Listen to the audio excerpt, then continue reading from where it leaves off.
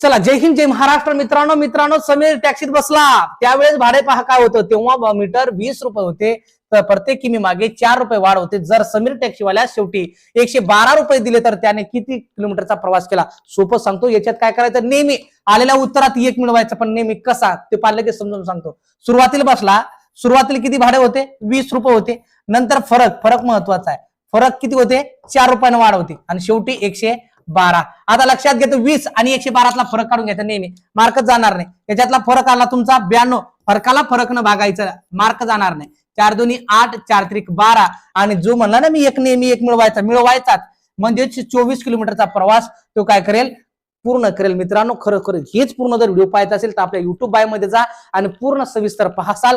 आणि हो, आपल्या टेलिग्राम चॅनलला जॉईन व्हायचं, कारण सगळे इन्स्टा व युट्यूबच्या बायो मध्ये दिलेले आहे आणि रोज 3 वाजता आपण लाईव्ह आहे. चला मित्रांनो, नक्की फायदा करून घ्या.